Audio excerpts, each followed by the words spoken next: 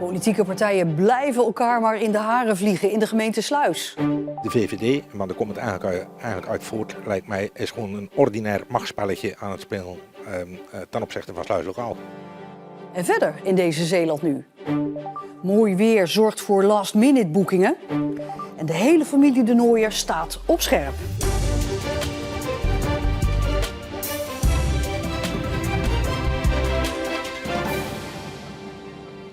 Goedenavond. De coalitievorming in de gemeente Sluis is compleet vastgelopen. De partijen komen er niet uit en dat komt door strubbelingen uit het verleden. De politieke verstandhoudingen in de gemeente Sluis hebben de laatste jaren meer iets weg van een soapserie. En een week van bezinning had nu uitkomst moeten bieden. Ja, niet alleen in Den Haag, maar ook in Sluis zit de pers voor de deur te wachten. Want hier binnen gebeurt het allemaal. De politieke kopstukken van Sluis zijn hier binnen aan het vergaderen. Precies een week nadat informateur Ben de Reu zijn week van bezinning aankondigde. Wat nu? Ik adviseer u om als tussenoplossing een week van bezinning te nemen. De conclusie: het botert niet tussen de politici in de gemeente Sluis. En dat komt door ruzies en incidenten uit het verleden. Een terugblik. Op 22 juni 2023 gaat het mis tijdens een discussie over het woondossier. Fractievoorzitter Keimel zegt het volgende tegen fractievoorzitter Evers. En daarna zal ik tegen de heer Evers zeggen, ik laat me nooit meer door jou politiek chanteren. Ik denk dat het goed is, de heer Keimel, dat u toch nog eens goed nadenkt over de woorden die u gebruikt. Voorzitter, ik wil even schorsing. Ik neem daar ver afstand van. Dan een sprongetje naar 9 oktober 2023. Dit is niet meer op te lossen, dus vandaar dat deze motie er ligt en dat die ook niet van tafel zal gaan. Sluis Lokaal en PvdA dienen een motie van wantrouwen in tegen hun coalitiegenoot VVD. De motie wordt aangenomen, de wethouder stapt op en de VVD verlaat de coalitie. Ik wil het hierbij laten, ik heb nog heel veel, maar ik vind het wel correct dat we hier niet meer modder gooien, maar wel de juiste feiten benoemen die van toepassing zijn. Op 14 december stapt de tweede partij uit de coalitie. Na weer een discussie over het woondossier is de PvdA het zat. Wij worden hier meerdere keren belazerd en voor vanavond zijn wij daar helemaal klaar mee. Dus wij stoppen ermee. Tot ziens. Terug naar het heden. Diezelfde politieke kopstukken moeten een coalitie zien te vormen. Maar als ze één voor één naar buiten komen, wordt duidelijk dat ze niet met elkaar door één deur kunnen. De VVD, maar daar komt het eigenlijk uit voort, lijkt mij, is gewoon een ordinair machtsspelletje aan het spelen ten opzichte van Sluis Lokaal. Ja, wij willen op inhoud verder gaan en blijkbaar wil niet iedereen naar alleen de inhoud kijken. Uiteindelijk is er voor ons niks veranderd. De standpunten blijven hetzelfde, we blijven dezelfde lijn volgen. We weten nu al zeker dat welke coalitie er ook komt, die is nu al beschadigd. Dus trekt informateur Ben de Reu 9 weken na de verkiezingen de volgende conclusie. De hoofdvraag van dit item is eigenlijk, wat heeft het bezinnen opgeleverd? Niks. Nee, nog geen witte rook uit het Belfort. En dat zou zomaar nog eens heel lang kunnen duren. Zeeuwse campings stromen dit Pinksterweekend vol. Ondanks dat Zeeland de afgelopen maanden te maken had met een daling in het toerisme, maakt de recreatiesector zich op voor een heel druk weekend. Zeker nu het warm weer is. Alleen wachten vakantiegangers wel steeds langer met boeken. Je zag vorige week hadden we echt nog wel wat plekjes vrij, zeker met accommodaties. En die zijn deze week helemaal opgevuld. Dus dat zijn echt wel last-minute boekingen, waarschijnlijk door het mooie vooruitzicht. Het was een last-minute idee, ja. We hebben deze camper pas 2 weken, dus zeker, ja. Tuurlijk, ja. Wij doen dat eigenlijk heel vaak, gewoon last-minute plannen. Nu we een camper hebben, gaat het wel meer op last-minute dan als je echt huisjes moet boeken. Ja, dat is wel een verschil. Doordat Duitse vakantiegangers het steeds vaker af laten weten, zijn er meer plekjes vrij op campings. De Duitsers die hebben denk ik in het hoofd van, ja, Nederland wordt wel steeds duurder. Zeeland is duur, de benzine is duur, de supermarkten zijn duur, uit eten is duur en de accommodaties zijn ook duur. Dus we gaan eens misschien ergens anders kijken. Ondanks dat zijn er maar weinig vrije plaatsjes meer te vinden op de campings dit weekend. Dat was vanmiddag al goed te merken op de wegen. Die liepen, zoals hier bij de N57, flink vol. En daar zaten ook weer genoeg witte nummerborden bij. Ruim 160 personeelsleden van het Lodewijk College in Terneuzen hebben een brandbrief aan het bestuur ondertekend. Dat bestuur wil vanwege bezuinigingen 50 voltijdsbanen schrappen. Volgens de ondertekenaars van de brief zal dat de werkdruk fors verhogen. En daarnaast zijn ze bang dat leerlingen minder goed begeleid gaan worden en dat er misschien zelfs vakken geschrapt moeten gaan worden. In een reactie zegt het bestuur dat al jaren bekend is dat het geld voor extra personeel dat tijdelijk was. En ook staat erin dat alles gedaan wordt het onderwijsaanbod zo breed mogelijk te houden. Volgende week zijn er personeelsbijeenkomsten gepland. Zeeuwse reddingshonden en hun begeleiders hebben een vermiste man teruggevonden in Frankrijk. De 62-jarige Belgische man die Alzheimer heeft, kwam 13 mei niet terug na een wandeling. Na 8 dagen zoeken is hij levend gevonden.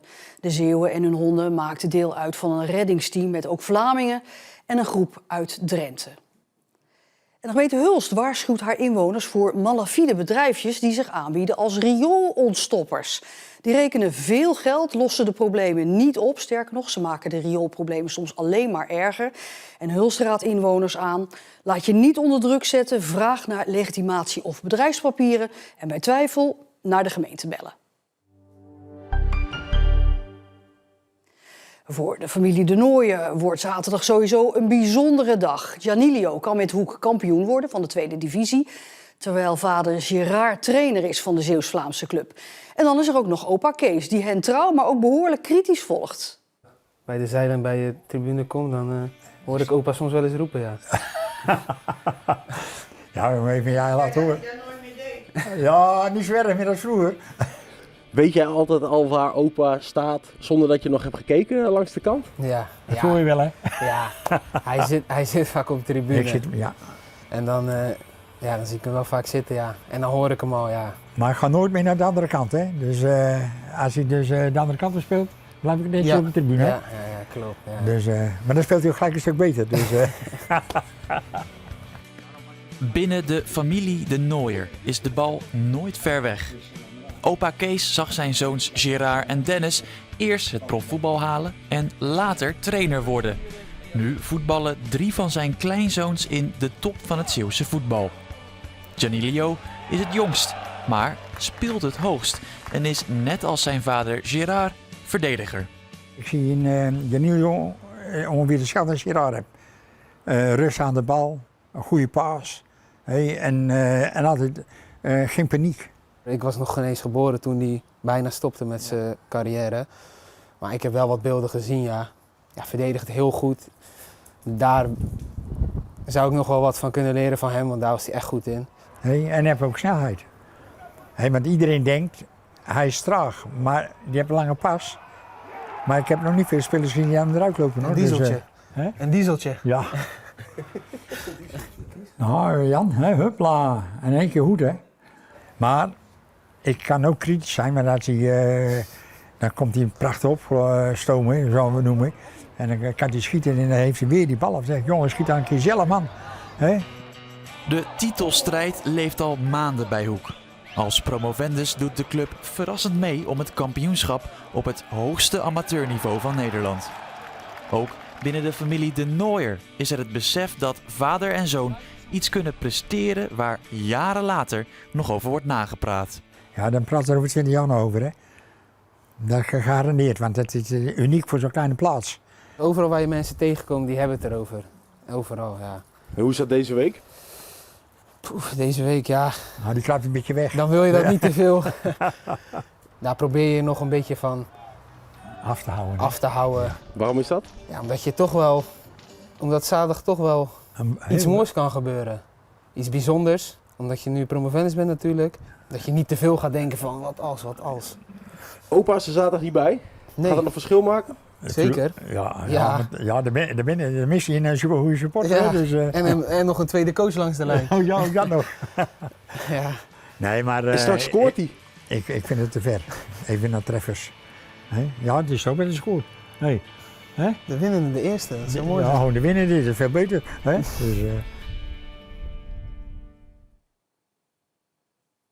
En vind je Groesbeek, net als opa Kees, nou een beetje ver weg? Zet dan morgenmiddag om 3 uur de tv aan, want de wedstrijd De Treffershoek die zenden we live uit. Ruim 3500 Zeeuwse scholieren zijn op dit moment bezig met hun laatste eindexamens. 164 daarvan doen eindexamen via het volwassenenonderwijs, het VAVO, op het Scalda in Goes. Zoals de 21-jarige Jarko.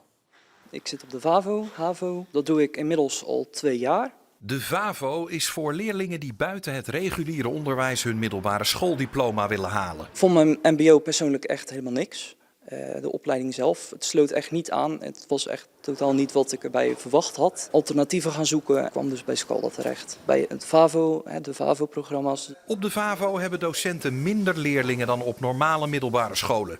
En dat resulteert in extra aandacht. Ja, je hebt wel echt een persoonlijke klik met de docenten, in mijn geval. Creëert wel een hele leuke sfeer. Voor Jarko zitten de eindexamens erop. Maar hij is voorlopig nog niet klaar op de VAVO. Hij is van plan om door te gaan op het VWO. En op een andere plek in het Zeeuwse onderwijs, op de HZ, hebben 7 studenten een nieuw kaartspel ontwikkeld, waarmee ze op de HZ meteen een prijs wonnen. De opdracht was een gezellig kaartspel en ondertussen dan ook nog iets leren over Zeeland. Het spel heet Das Zeeuws en is enigszins te vergelijken met kwartet met veel vragen over Zeeland. Je moet een vraag goed beantwoorden om een kaart te winnen. Zeeland heeft van alle provincies de meeste zonuren. Dat antwoord is waar. Kijk, gefeliciteerd. Ja, dankjewel. Er zitten dus vragen in over de VOC-tijd, maar ook over Zeeuwse voetballers die hier hebben gespeeld in Zeeland, die bekend zijn geworden. Dus eigenlijk van alle elementen wat. Het spel is er niet alleen voor vermaak. We hopen dat eigenlijk het spel nog meer onder de aandacht komt bij de mensen en dat eigenlijk de Zeeuwse identiteit, dat mensen daar iets meer waarde weer aan gaan hechten. De makers geven met hun spel een boodschap. Ga van je telefoon af. Wij vinden dat mensen in gezelschap veel te veel op hun telefoon zitten. Ik zeg, ga lekker een spelletje spelen. En de eerste bestellingen voor het spel Das Zeeuws zijn al binnen bij de HZ-studenten. Je hoeft niet op vakantie, gewoon lekker hier in Zeeland naar het strand. Het werd vandaag zo rond de 26, 27 graden in de provincie. En dat blijft de komende dagen zo. Het wordt een warm Pinksterweekend. De zwakke zuidwestenwind gaat draaien naar een noordwestenwind. En de temperaturen die gaan iets zakken, maar het blijft de komende week droog en zonnig. En tot zover deze Zeeland Nu. Straks nog het uitgebreide weerbericht van weerman Stefan. En morgenavond dan zien we elkaar dan weer terug met het weekoverzicht en ook het nieuwe nieuws. Graag tot dan en alvast een heel mooi Pinksterweekend.